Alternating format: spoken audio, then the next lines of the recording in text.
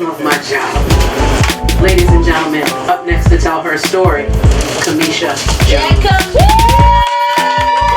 So, when I was trying to think about what to share tonight, one woman in particular came to mind that I wanted to tell you the story about. So I felt like that needed to happen first. And this woman, who never called herself seamstress, said she only knew to follow the pattern.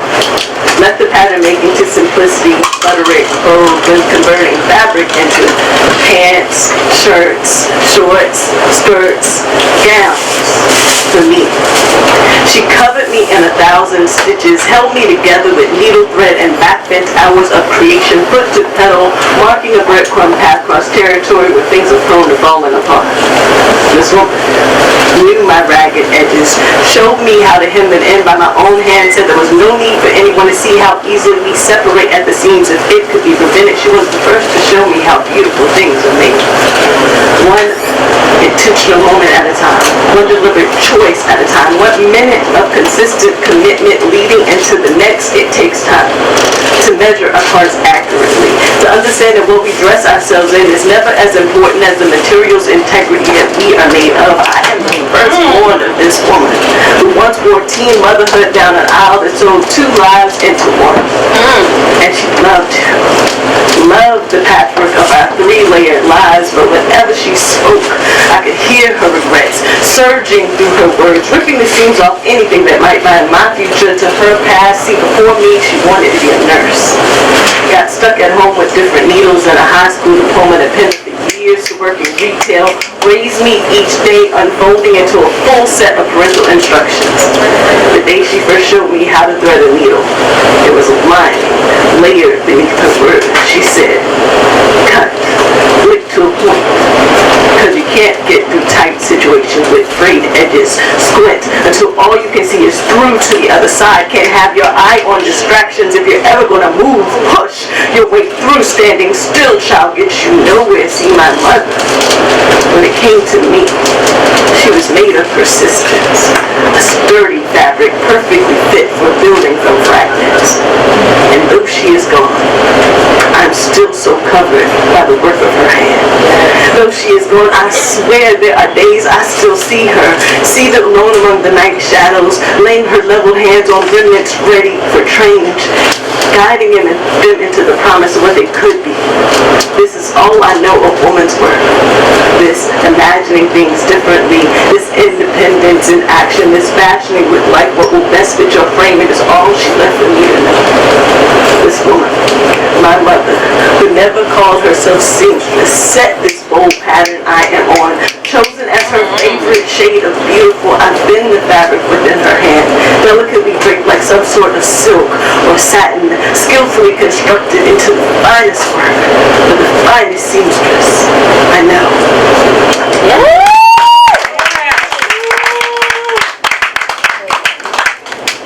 So yeah, I want to say her name, Barbara Jean Jones. Bring her in.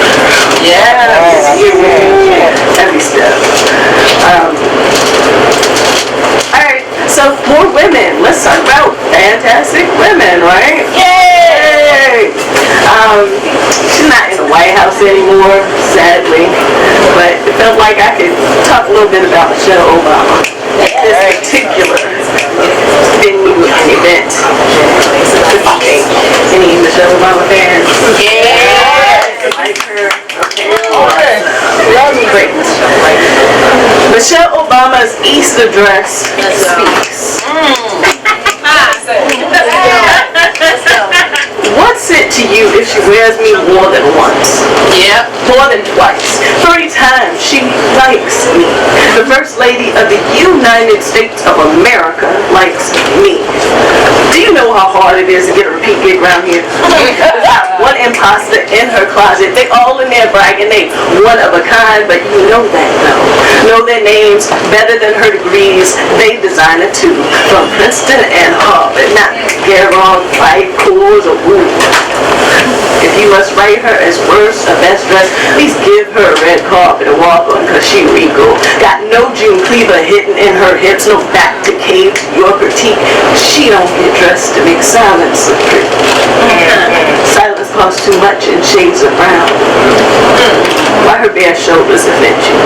Don't you know, women with definition ain't never scared to show their muscle, and her bloodline's got too much labor in it to adorn herself with anything but strength. Why you always comparing her to Jackie O?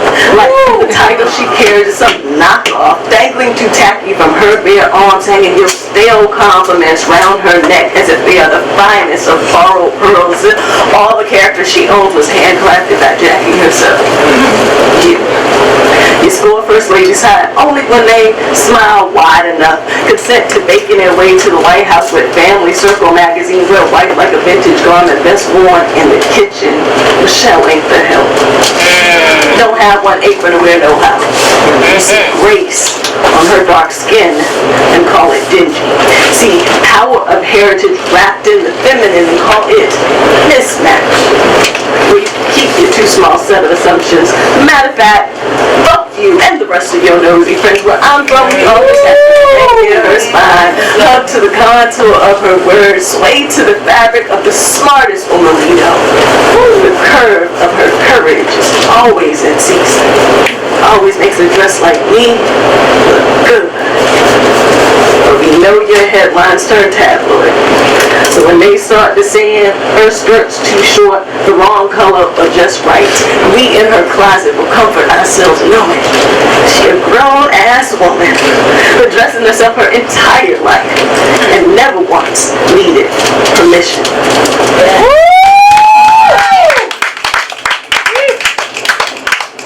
Alright, third one. So, I have a book coming out.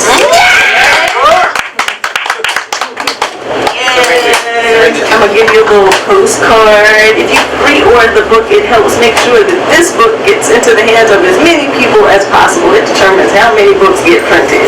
So if you think you might want this book, I encourage you to buy it before month are we in?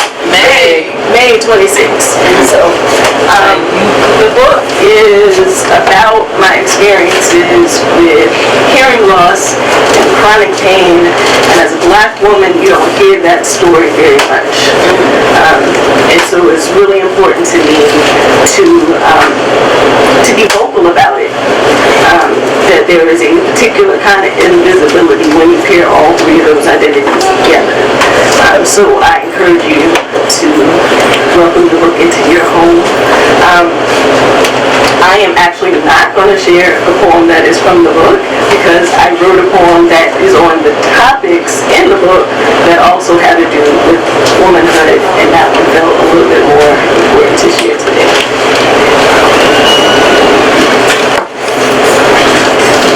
And I have not memorized it, so it's off page. Let's go. How many of y'all thought that Beyonce should have got a Grammy for Lemonade?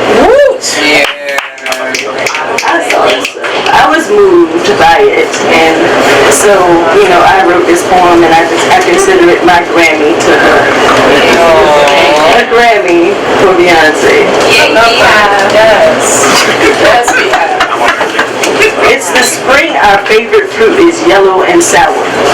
And I am one with every black woman who's ever swallowed a mouthful of bitter and survived. We call each other sister. Our middle fingers up to everything and everyone that won't let us be great, because every song is a mirror, and we look gorgeous in it. And the bass brings out the strength in our spines, and the lyrics keep pronouncing our full name like it be black gold. Like we got a mansion and a throne to sit on, and we just smile, and I'm alone in my bedroom, and I just smile and laugh a little too at the audacity of it, which also lights up my chest with the warmest of salves, and I am hearing every word and every note, and it's the second year of hearing loss, and I am so grateful. and I listen again with my husband, and again just because I can, and I can't stop listening because I know that the silence is coming for me, and I don't want to forget the most beautiful shades of black and woman I've heard all year. And it's this spring I finally feel free enough to ask the burning question, who the fuck do you think I is? Yeah. To no one in particular, and to everyone, and especially to the body that keeps betraying me, and I strut out the house like I'm leaving a flood, like my confidence wears a yellow dress and carries a baseball bat. It's the spring we know our rage to be a righteous anthem, and a year from now we'll need this more, and every year a black woman's labor is called out its name with words that unravel us, and every song puts us back together again, gathers us around the same grand table to give thanks for ourselves without shame as a side dish. Can you